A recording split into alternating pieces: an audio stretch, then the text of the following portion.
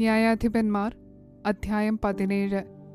Ephraim മലനാട്ടിൽ മീഖാവ് എന്നു പേരുള്ള ഒരു പുരുഷനുണ്ടായിരുന്നു. അവൻ തൻ്റെ അമ്മയോട്, നിനക്ക് കളവ് പോയതും നീ ഒരു ശപഥം ചെയ്തു ഞാൻ കേൾക്കെ പറഞ്ഞതുമായ 1100 വെള്ളിപ്പണം ഇതാ എൻ്റെ പക്കലുണ്ട്. ഞാനാകുന്നു അതെടുത്തത് എന്ന് പറഞ്ഞു. എൻ്റെ മകനെ, നീ യഹോവയാൽ അനുഗ്രഹിക്കപ്പെട്ടവൻ എന്ന് അവൻ്റെ അമ്മ പറഞ്ഞു. അവൻ ആ 1100 വെള്ളിപ്പണം അമ്മയ്ക്ക് മടക്കി കൊടുത്തപ്പോൾ അവൻ്റെ അമ്മ, കൊത്തുപണിയും വാർപ്പുപണിയുമായ ഒരു വിഗ്രഹമുണ്ടാക്കുവാൻ ഞാൻ ഈ വെള്ളി എൻ്റെ മകന് വേണ്ടി യഹോവയ്ക്ക് നേർന്നിരിക്കുന്നു. ആകയാൽ ഞാൻ അത് നിനക്ക് മടക്കിത്തരുന്നു എന്ന് പറഞ്ഞു. അവൻ വെള്ളി തൻ്റെ അമ്മയ്ക്ക് മടക്കി കൊടുത്തപ്പോൾ അവൻ്റെ അമ്മ 200 വെള്ളിപ്പണം എടുത്ത് തട്ടാൻ്റെ കയ്യിൽ കൊടുത്തു. അവൻ അതുകൊണ്ട് കൊത്തുപണിയും വാർപ്പുപണിയുമായ ഒരു വിഗ്രഹമുണ്ടാക്കി. അത് മീഖാവിൻ്റെ വീട്ടിലുണ്ടായിരുന്നു. മീഖാവിന് ഒരു ദേവമന്ദിരമുണ്ടായിരുന്നു. അവൻ ഒരു ഏഫോദും ഗ്രഹബിംബവും ഉണ്ടാക്കിച്ചു. തൻ്റെ പുത്രന്മാരിൽ ഒരുത്തനെ കരപൂരണം കഴിച്ചു. അവൻ അവൻ്റെ പുരോഹിതനായി തീർന്നു. അക്കാലത്ത് ഇസ്രായേലിൽ രാജാവില്ലായിരുന്നു. ഓരോരുത്തൻ ബോധിച്ചതുപോലെ നടന്നു. യഹൂദയിലെ ബേത്ലഹേമ്യനായി യഹൂദ ഗോത്രത്തിൽ നിന്ന് വന്നിരുന്ന ഒരു യുവാവുണ്ടായിരുന്നു. അവൻ ലേവ്യനും അവിടെ വന്നു പാർത്തവനുമത്രേ. തരം കിട്ടുന്നിടത്ത് ചെന്ന് പാർപ്പാൻ വേണ്ടി അവൻ യഹൂദയിലെ ബേത്ലഹേം പട്ടണം വിട്ട് പുറപ്പെട്ടു തൻ്റെ പ്രയാണത്തിൽ എഫ്രയീം മലനാട്ടിൽ മീഖാവിൻ്റെ വീട് വരെ എത്തി. മീഖാവ് അവനോട്, നീ എവിടെ നിന്ന് വരുന്നു എന്ന് ചോദിച്ചു. ഞാൻ യഹൂദയിലെ ബേത്ലഹേമിൽ നിന്ന് വരുന്ന ഒരു ലേവ്യനാകുന്നു. തരം കിട്ടുന്നിടത്ത് പാർപ്പാൻ പോകയാകുന്നു എന്നുത്തരം പറഞ്ഞു. മീഖാവ് അവനോട്, നീ എന്നോടുകൂടെ പാർത്ത് എനിക്ക് പിതാവും പുരോഹിതനുമായിരിക്ക. ഞാൻ നിനക്ക് ആണ്ടിൽ 10 വെള്ളിപ്പണവും ഉടുപ്പും ഭക്ഷണവും തരാം എന്ന് പറഞ്ഞു. അങ്ങനെ ലേവ്യൻ അകത്ത് ചെന്നു. അവനോടുകൂടെ പാർപ്പാൻ ലേവ്യന് സമ്മതമായി. ആ യുവാവ് അവന് സ്വന്തം പുത്രന്മാരിൽ ഒരുത്തനെ പോലെ ആയിത്തീർന്നു. മീഖാവ് ലേവ്യനെ കരപൂരണം കഴിപ്പിച്ചു. യുവാവ് അവന് പുരോഹിതനായി തീർന്നു. മീഖാവിൻ്റെ വീട്ടിൽ പാർത്തു. ഒരു ലേവ്യൻ എനിക്ക് പുരോഹിതനായിരിക്കയാൽ യഹോവ എനിക്ക് നന്മ ചെയ്യുമെന്ന് ഇപ്പോൾ തീർച്ച തന്നെ എന്ന് മീഖാവ് പറഞ്ഞു. ന്യായാധിപന്മാർ അധ്യായം 18. അക്കാലത്ത് ഇസ്രായേലിൽ രാജാവില്ലായിരുന്നു. ദാൻ ഗോത്രക്കാർ അക്കാലം തങ്ങൾക്ക് കുടിപാർപ്പാൻ ഒരു അവകാശം അന്വേഷിച്ചു. ഇസ്രായേൽ ഗോത്രങ്ങളുടെ ഇടയിൽ അവർക്ക് അന്ന് വരെ അവകാശം സ്വാധീനമായി വന്നിരുന്നില്ല. അങ്ങനെയിരിക്കെ ദേശം ഒറ്റുനോക്കി പരിശോധിക്കേണ്ടതിന് ധാന്യർ തങ്ങളുടെ ഗോത്രത്തിൽ നിന്ന് കൂട്ടത്തിൽ പരാക്രമശാലികളായ 5 പേരെ സോരയിൽ നിന്നും എസ്തായോലിൽ നിന്നും അയച്ചു. അവരോട്, നിങ്ങൾ ചെന്ന് ദേശം ശോധന ചെയ്യുവീൻ എന്ന് പറഞ്ഞു. അവർ എഫ്രയീം മലനാട്ടിൽ മീഖാവിൻ്റെ വീട് വരെ എത്തി രാത്രി അവിടെ പാർത്തു. മീഖാവിൻ്റെ വീട്ടിനരികെ എത്തിയപ്പോൾ അവർ ആ ലേവ്യ യുവാവിൻ്റെ ശബ്ദം കേട്ടറിഞ്ഞു. അവിടെ കയറിച്ചെന്ന് അവനോട്, നിന്നെ ഇവിടെ കൊണ്ടുവന്നത് ആർ? നീ ഇവിടെ എന്ത് ചെയ്യുന്നു? നിനക്കിവിടെ എന്ത് കിട്ടും എന്ന് ചോദിച്ചു. അവൻ അവരോട്, മീഖാവ് എനിക്ക് ഇന്നിന്നത് ചെയ്തിരിക്കുന്നു. അവൻ എന്നെ ശമ്പളത്തിന് നിർത്തി. ഞാൻ അവൻ്റെ പുരോഹിതൻ ആകുന്നു എന്ന് പറഞ്ഞു.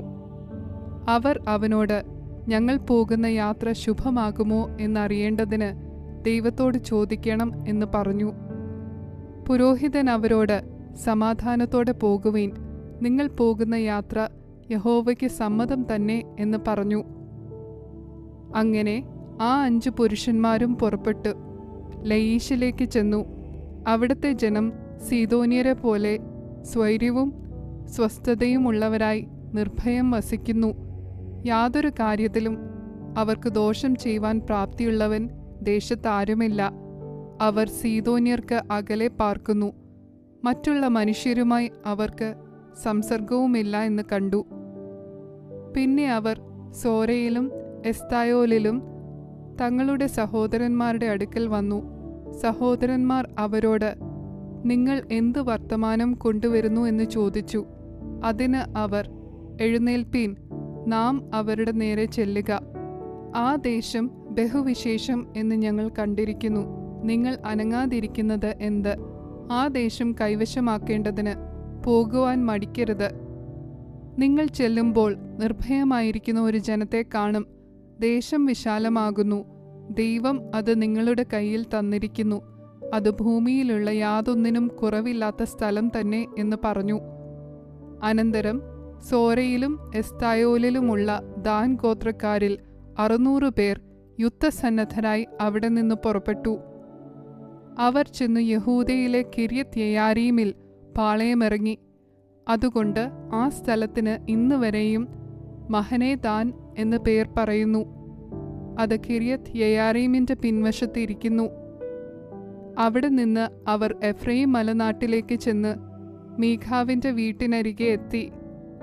അപ്പോൾ ലയീഷ് ദേശം ഒറ്റുനോക്കുവാൻ പോയിരുന്ന ആ 5 പുരുഷന്മാരും തങ്ങളുടെ സഹോദരന്മാരോട്, ഈ വീടുകളിൽ ഒരു എഫോദും ഒരു ഗ്രഹബിംബവും കൊത്തുപണിയും വാർപ്പുപണിയുമായ ഒരു വിഗ്രഹവുമുണ്ട് എന്നറിഞ്ഞുവോ? ആകയാൽ നിങ്ങൾ ചെയ്യേണ്ടത് എന്തെന്ന് വിചാരിച്ചു കൊള്ളുവീൻ. അവർ അങ്ങോട്ട് തിരിഞ്ഞു മീഖാവിന്റെ വീട്ടിനോട് ചേർന്ന് ലേവ്യ യുവാവിന്റെ വീട്ടിൽ ചെന്ന് അവനോട് കുശലം ചോദിച്ചു. യുദ്ധസന്നദ്ധരായ ധാന്യർ 600 പേരും വാതിൽക്കൽ നിന്നു. ദേശം ഒറ്റുനോക്കുവാൻ പോയിരുന്നവർ 5 പേരും അകത്ത് കടന്നു കൊത്തുപണിയായ വിഗ്രഹവും ഏഫോദും ഗ്രഹബിംബവും വാർപ്പ് പണിയായ വിഗ്രഹവും എടുത്തു. പുരോഹിതൻ യുദ്ധസന്നദ്ധരായ 600 പേരുടെ അടുക്കൽ നിന്നിരുന്നു. ഇവർ മീഖാവിന്റെ വീട്ടിനകത്ത് കടന്ന് കൊത്തുപണിയായ വിഗ്രഹവും ഏഫോദും ഗ്രഹബിംബവും വാർപ്പുപണിയായ വിഗ്രഹവും എടുത്തപ്പോൾ പുരോഹിതൻ അവരോട്, നിങ്ങൾ എന്തു ചെയ്യുന്നു എന്ന് ചോദിച്ചു. അവർ അവനോട്, മിണ്ടരുത്, നിന്റെ വായ് പൊത്തി ഞങ്ങളോട് കൂടെ വന്ന് ഞങ്ങൾക്ക് പിതാവും പുരോഹിതനുമായിരിക്ക. ഒരുവന്റെ വീട്ടിനു മാത്രം പുരോഹിതനായിരിക്കുന്നതോ ഇസ്രായേലിൽ ഒരു ഗോത്രത്തിനും കുലത്തിനും പുരോഹിതനായിരിക്കുന്നതോ ഏത് നിനക്ക് നല്ലത് എന്ന് ചോദിച്ചു. അപ്പോൾ പുരോഹിതന്റെ മനം തെളിഞ്ഞു. അവൻ ഏഫോദും ഗ്രഹബിംബവും കൊത്തുപണിയായ വിഗ്രഹവും എടുത്ത് പടജ്ജനത്തിന്റെ നടുവിൽ നടന്നു. ഇങ്ങനെ അവർ പുറപ്പെട്ടു കുഞ്ഞുകുട്ടികളെയും ആടുമാടുകളെയും സമ്പത്തുകളെയും നിങ്ങളുടെ മുൻപിലാക്കി പ്രയാണം ചെയ്തു. അവർ മീഖാവിന്റെ വീട്ടിൽ നിന്ന് കുറെ ദൂരത്തായപ്പോൾ മീഖാവിന്റെ വീട്ടിനോട് ചേർന്ന വീടുകളിലുള്ളവർ ഒരുമിച്ചുകൂടി ദാന്യരെ പിന്തുടർന്നു. അവർ ദാന്യരെ കൂകി വിളിച്ചപ്പോൾ അവർ തിരിഞ്ഞു നോക്കി മീഖാവിനോട്, നീ ഇങ്ങനെ ആൾക്കൂട്ടത്തോടുകൂടെ വരുവാൻ എന്ത് എന്ന് ചോദിച്ചു. ഞാൻ ഉണ്ടാക്കിയ എൻ്റെ ദേവന്മാരെയും എൻ്റെ പുരോഹിതനെയും നിങ്ങൾ അപഹരിച്ചു കൊണ്ടുപോകുന്നു. ഇനി എനിക്കെന്തുള്ളൂ?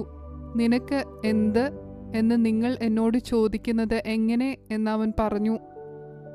ദാന്യർ അവനോട്, നിന്റെ ഒച്ച ഇവിടെ കേൾക്കരുത്, അല്ലെങ്കിൽ ദേഷ്യക്കാർ നിങ്ങളോട് കയർത്തിട്ട് നിന്റെ ജീവനും നിന്റെ വീട്ടുകാരുടെ ജീവനും നഷ്ടമാകുവാൻ നീ സംഗതി വരുത്തും എന്ന് പറഞ്ഞു. അങ്ങനെ ദാന്യർ തങ്ങളുടെ വഴിക്ക് പോയി. അവർ തന്നിലും ബലവാന്മാർ എന്ന് മീഖാവ് കണ്ട് വീട്ടിലേക്ക് മടങ്ങിപ്പോന്നു. മീഖാവ് തീർപ്പിച്ചവയെയും അവനുണ്ടായിരുന്ന പുരോഹിതനെയും അവർ കൊണ്ടുപോയി. ലയീഷിൽ സ്വൈര്യവും നിർഭയവുമായിരുന്ന ജനത്തിന്റെ അടുക്കലെത്തി അവരെ വാളിന്റെ വായ്ത്തലയാൽ വെട്ടി പട്ടണം തീ വെച്ച് ചുട്ടുകളഞ്ഞു. അത് സീദോന് അകലെയായിരുന്നു.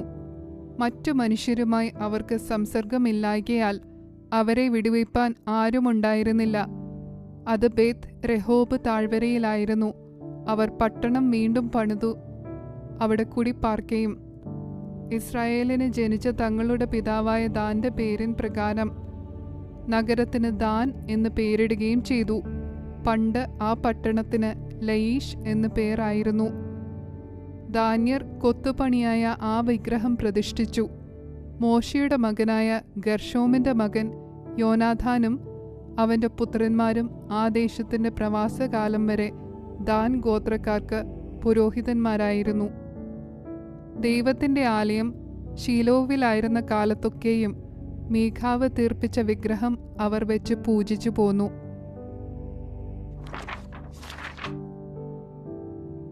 ന്യായാധിപന്മാർ അധ്യായം 19. ഇസ്രായേലിൽ രാജാവില്ലാത്ത ആ കാലത്ത് എഫ്രയീം മലനാട്ടിൽ ഉൾപ്രദേശത്ത് വന്നു പാർത്തിരുന്ന ഒരു ലേവ്യനുണ്ടായിരുന്നു. അവൻ യഹൂദയിലെ ബേത്ലഹേമിൽ നിന്ന് ഒരു വെപ്പാട്ടിയെ പരിഗ്രഹിച്ചു. അവന്റെ വെപ്പാട്ടി അവനോട് ദ്രോഹിച്ച് വ്യഭിചാരം ചെയ്തു. അവനെ വിട്ട് യഹൂദയിലെ ബേത്ലഹേമിൽ തന്റെ അപ്പന്റെ വീട്ടിൽ പോയി 4 മാസത്തോളം അവിടെ പാർത്തു. അവളുടെ ഭർത്താവ് പുറപ്പെട്ട് അവളോട് നല്ല വാക്ക് പറഞ്ഞു കൂട്ടിക്കൊണ്ടുവരുവാൻ അവളെ അന്വേഷിച്ചു ചെന്നു. അവനോടുകൂടെ ഒരു ബാല്യക്കാരനും 2 കഴുതിയും ഉണ്ടായിരുന്നു. അവൾ അവനെ തന്റെ അപ്പന്റെ വീട്ടിൽ കൈക്കൊണ്ടു. യുവതിയുടെ അപ്പൻ അവനെ കണ്ടപ്പോൾ അവന്റെ വരവിങ്കൽ സന്തോഷിച്ചു. യുവതിയുടെ അപ്പനായ അവന്റെ അമ്മാവിയപ്പൻ അവനെ പാർപ്പിച്ചു. അങ്ങനെ അവൻ 3 ദിവസം അവനോടുകൂടെ പാർത്തു. അവർ തിന്നുകുടിച്ചു അവിടെ പാർത്തു. 4-ാം ദിവസം അവൻ അതികാലത്ത് എഴുന്നേറ്റ് യാത്ര പുറപ്പെടുവാൻ ഭാവിച്ചപ്പോൾ യുവതിയുടെ അപ്പൻ മരുമകനോട് അല്പം വല്ലതും കഴിച്ചിട്ട് പോകാമല്ലോ എന്ന് പറഞ്ഞു. അങ്ങനെ അവർ ഇരുന്ന് 2 പേരും കൂടെ തിന്നുകയും കുടിക്കുകയും ചെയ്തു. യുവതിയുടെ അപ്പൻ അവനോട് ദയ ചെയ്ത് പാർത്ത് സുഖിച്ചു കൊള്ളുക എന്ന് പറഞ്ഞു. അവൻ പോകേണ്ടതിന് എഴുന്നേറ്റപ്പോൾ അവന്റെ അമ്മാവിയപ്പൻ അവനെ നിർബന്ധിച്ചു. ആ രാത്രിയും അവൻ അവിടെ പാർത്തു. 5-ാം ദിവസം അവൻ പോകേണ്ടതിന് അതികാലത്ത് എഴുന്നേറ്റപ്പോൾ യുവതിയുടെ അപ്പൻ അല്പം വല്ലതും കഴിച്ചിട്ട് വെയിലാറും വരെ താമസിച്ചു കൊള്ളുക എന്ന് പറഞ്ഞു. അവർ 2 പേരും ഭക്ഷണം കഴിച്ചു. പിന്നെ അവനും അവന്റെ വെപ്പാട്ടിയും ബാല്യക്കാരനും എഴുന്നേറ്റപ്പോൾ യുവതിയുടെ അപ്പനായ അവന്റെ അമ്മാവിയപ്പൻ അവനോട്, ഇതാ നേരം അസ്തമിപ്പാറായി, ഈ രാത്രിയും താമസിക്ക. നേരം വൈകിയല്ലോ, പാർത്ത് സുഖിക്ക. നാളെ അതികാലത്ത് എഴുന്നേറ്റ് വീട്ടിലേക്ക് പോകാം എന്ന് പറഞ്ഞു. എന്നാൽ അന്നും പാർപ്പാൻ മനസ്സില്ലാതെ അവൻ എഴുന്നേറ്റ് പുറപ്പെട്ടു. യെരുശലേം എന്ന യബൂസിന് സമീപം എത്തി. കോപ്പിട്ട 2 കഴുതയും അവന്റെ വെപ്പാട്ടിയും അവനോടുകൂടെ ഉണ്ടായിരുന്നു. അവൻ യബൂസിന് സമീപം എത്തിയപ്പോൾ നേരം നന്നാ വൈകിയിരുന്നു. ബാല്യക്കാരൻ യജമാനനോട്, നാം ഈ യബൂസ്യ നഗരത്തിൽ കയറി പാർക്കരുതോ എന്ന് പറഞ്ഞു. യജമാനൻ അവനോട്, ഇസ്രായേൽ മക്കളില്ലാത്ത ഈ അന്യനഗരത്തിൽ നാം കയറരുത്, നമുക്ക് ഗിബെയയിലേക്ക് പോകാം എന്ന് പറഞ്ഞു. അവൻ പിന്നെയും തന്റെ ബാല്യക്കാരനോട്, നമുക്ക് ഈ ഊരുകളിൽ ഒന്നിൽ ഗിബെയയിലോ രാമയിലോ പാർക്കാം എന്ന് പറഞ്ഞു. അങ്ങനെ അവൻ മുൻപോട്ടു പോയി ബെന്യാമീൻ ദേശത്തിലെ ഗിബെയയ്ക്ക് സമീപം എത്തിയപ്പോൾ സൂര്യൻ അസ്തമിച്ചു. അവർ ഗിബെയയിൽ പാർപ്പാൻ കയറി. അവൻ ചെന്ന് നഗരവീതിയിൽ ഇരുന്നു. പാർക്കേണ്ടതിന് അവരെ വീട്ടിൽ കൈക്കൊള്ളുവാൻ ആരെയും കണ്ടില്ല. അനന്തരം ഇതാ ഒരു വൃദ്ധൻ വൈകുന്നേരം വേല കഴിഞ്ഞിട്ട് വയലിൽ നിന്ന് വരുന്നു. അവൻ എഫ്രയീം മലനാട്ടുകാരനും ഗിബെയയിൽ വന്നു പാർക്കുന്നവനുമായിരുന്നു. ആ ദേശക്കാരോ ബെന്യാമീന്യർ ആയിരുന്നു. വൃദ്ധൻ തല ഉയർത്തി നോക്കിയപ്പോൾ നഗരവീതിയിൽ വഴിയാത്രക്കാരനെ കണ്ടു. നീ എവിടെ നിന്ന് വരുന്നു, എവിടേക്കു പോകുന്നു എന്ന് ചോദിച്ചു. അതിന് അവൻ, ഞങ്ങൾ യഹൂദയിലെ ബേത്ലഹേമിൽ നിന്ന് എഫ്രയീം മലനാട്ടിൽ ഉൾപ്രദേശത്തേക്ക് പോകുന്നു. ഞാൻ അവിടുത്തുകാരൻ ആകുന്നു. ഞാൻ യഹൂദയിലെ ബേത്ലഹേമിനോളം പോയിരുന്നു. ഇപ്പോൾ യഹോവയുടെ ആലയത്തിലേക്ക് പോകുകയാകുന്നു. എന്നെ വീട്ടിൽ കൈക്കൊള്ളുവാൻ ഇവിടെ ആരുമില്ല. ഞങ്ങളുടെ കഴുതകൾക്ക് വൈക്കോലും തീനുമുണ്ട്. എനിക്കും നിന്റെ ദാസിക്കും അടിയങ്ങളോടുകൂടിയുള്ള ബാല്യക്കാരനും അപ്പവും വീഞ്ഞും കൈവശമുണ്ട്. ഒന്നിനും കുറവില്ല എന്ന് പറഞ്ഞു. അതിന് വൃദ്ധൻ, നിനക്ക് സമാധാനം, നിനക്ക് വേണ്ടതൊക്കെയും ഞാൻ തരും. വീതിയിൽ പാർക്ക മാത്രം അരുത് എന്ന് പറഞ്ഞു. അവനെ തന്റെ വീട്ടിൽ കൂട്ടിക്കൊണ്ടുപോയി കഴുതകൾക്ക് തീൻ കൊടുത്തു. അവരും കാലുകൾ കഴുകി ഭക്ഷണപാനീയങ്ങൾ കഴിച്ചു. ഇങ്ങനെ അവർ സുഖിച്ചുകൊണ്ടിരിക്കുമ്പോൾ പട്ടണത്തിലെ ചില നീചന്മാർ വീട് വളഞ്ഞു വാതിലിന് മുട്ടി, നിന്റെ വീട്ടിൽ വന്നിരിക്കുന്ന പുരുഷനെ പുറത്തു കൊണ്ടുവാ, ഞങ്ങൾ അവനെ ഭോഗിക്കട്ടെ എന്ന് വീട്ടുടയവനായ വൃദ്ധനോട് പറഞ്ഞു. വീട്ടുടയവനായ പുരുഷൻ അവരുടെ അടുക്കൽ പുറത്തു ചെന്ന് അവരോട്, അരുതേ, എൻ്റെ സഹോദരന്മാരെ, ഇങ്ങനെ ദോഷം ചെയ്യരുതേ. ഈ ആൾ എൻ്റെ വീട്ടിൽ വന്നിരിക്കൊണ്ട് ഈ വഷളത്വം പ്രവർത്തിക്കരുതേ. ഇതാ കന്യകയായ എൻ്റെ മകളും ഇയാളുടെ വെപ്പാട്ടിയും ഇവിടെയുണ്ട്. അവരെ ഞാൻ പുറത്തു കൊണ്ടുവരാം. അവരെ എടുത്ത് നിങ്ങൾക്ക് ബോധിച്ചതുപോലെ അവരോട് ചെയ്യുവീൻ. ഈ ആളോടോ ഈ വക വഷളത്വം പ്രവർത്തിക്കരുതേ എന്ന് പറഞ്ഞു. എന്നാൽ അവർ അവനെ കൂട്ടാക്കിയില്ല. ആകയാൽ ആ പുരുഷൻ തന്റെ വെപ്പാട്ടിയെ പിടിച്ചു അവളെ അവരുടെ അടുക്കൽ പുറത്താക്കി കൊടുത്തു. അവർ അവളെ പുണർന്നു. രാത്രി മുഴുവനും പ്രഭാതം വരെ അവളെ ബലാത്കാരം ചെയ്തു. നേരം വെളുപ്പാറായപ്പോൾ അവളെ വിട്ടുപോയി. പ്രഭാതത്തിങ്കൽ സ്ത്രീ വന്നു തന്റെ യജമാനൻ പാർത്ത ആ പുരുഷന്റെ വീട്ടുവാതിൽക്കൽ വീണു കിടന്നു. അവളുടെ യജമാനൻ രാവിലെ എഴുന്നേറ്റു, വീട്ടിന്റെ വാതിൽ തുറന്നു. തന്റെ വഴിക്ക് പോകുവാൻ പുറത്തിറങ്ങിയപ്പോൾ ഇതാ അവന്റെ വെപ്പാട്ടി വീട്ടുവാതിൽക്കൽ കൈ ഉമ്മരപ്പടിമേലായി വീണു കിടക്കുന്നു. അവൻ അവളോട്, എഴുന്നേൽക്ക, നാം പോക എന്ന് പറഞ്ഞു. അതിന് മറുപടി ഉണ്ടായില്ല. അവൻ അവളെ കഴുതപ്പുറത്ത് വെച്ചു പുറപ്പെട്ടു തന്റെ സ്ഥലത്തേക്ക് പോയി. വീട്ടിലെത്തിയ ശേഷം ഒരു കത്തിയെടുത്തു അംഗമായി തന്റെ വെപ്പാട്ടിയെ 12 ഖണ്ഡമാക്കി വിഭാഗിച്ച് ഇസ്രായേലിന്റെ സകല ദിക്കുകളിലും കൊടുത്തയച്ചു. അത് കണ്ടവർ എല്ലാവരും, ഇസ്രായേൽ മക്കൾ മിസ്രയീം ദേശത്തു നിന്നും പുറപ്പെട്ടു വന്ന നാൾ മുതൽ ഇന്നുവരെയും ഇങ്ങനെയുള്ള പ്രവൃത്തി നടന്നിട്ടില്ല, കണ്ടിട്ടുമില്ല. ഇതിനെപ്പറ്റി ചിന്തിച്ച് ആലോചിച്ച് അഭിപ്രായം പറവീൻ എന്ന് പറഞ്ഞു.